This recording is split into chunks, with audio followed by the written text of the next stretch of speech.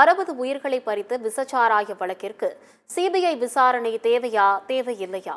சட்டப்பேரவையில் முதலமைச்சர் ஸ்டாலின் விளக்கமும், ஆளுநரை சந்தித்து சிபிஐ விசாரணை கோரிய எடப்பாடி பழனிசாமியின் பேட்டியையும் தற்பொழுது பார்க்கலாம். ஆர்ப்பாட்டம் எல்லாம் கூட செய்திருக்கு. ஆர்ப்பாட்டம் என்பது அது நியாயம்தான். அது எல்லாருக்கும் விதிமுறையில் இடம் இருக்கிறது.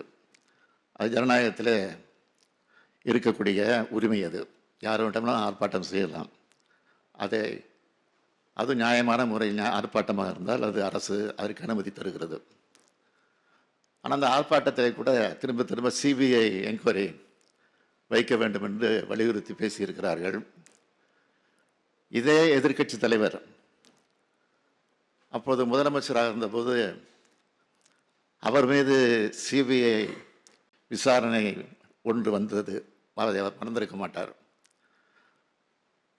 திராவிட முன்னேற்ற கழகத்தினுடைய அமைப்பு செயலாளர் RS பாரதி அவர்கள்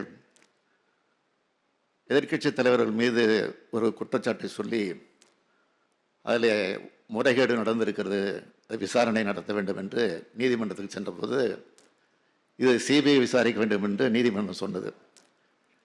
சிபிஐ மீது நம்பிக்கை இருந்தால் அதை அவர் ஏற்றுக்கொண்டு அதை எதிர்த்திருக்க வேண்டும். ஆனால் சிபிஐ மீது நம்பிக்கை இல்லாத காரணத்தினால்தான் அதற்கு தடை உத்தரவு வாங்கிய வீராதி வீரர் தான் இன்றைக்கு சிபிஐ வேண்டும் என்று முழங்கிக் கொண்டிருக்கிறார்கள். எனவே இது குறித்து சபாநாயகர் அவர்கள் தான் முடிவெடுக்க வேண்டும் என்று நான் கேட்டுக்கொள்கிறேன். 157 பேர் சிகிச்சை பெற்றவர்கள், இன்னும் பல பேர் அபாய கட்டத்தை தாண்டவில்லை.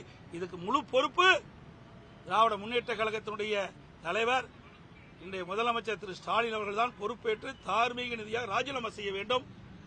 இந்த விசாரணை உண்மையாக நேர்மையாக நீதி நிலைநாட்டப்பட வேண்டும் என்றால் சிபிஐ விசாரிக்கப்பட வேண்டும்.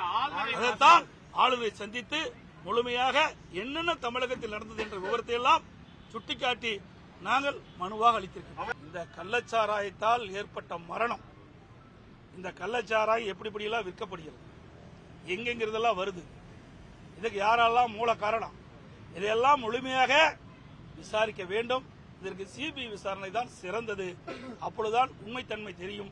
மாநில அரசு கட்டுப்பாட்டில் இருக்கின்ற காவல்துறை அதிகாரிகள் விசாரித்தால் நியாயம் கிடைக்காது. ஆளுநர் நீங்க கொடுக்கிற மனுவை படிச்சு பார்த்து இதில் என்னென்ன இருக்கின்றது என்பதை எல்லாம் ஆய்வு செய்து உரிய நடவடிக்கை எடுப்பதாக தெரிவித்திருக்கிறார்.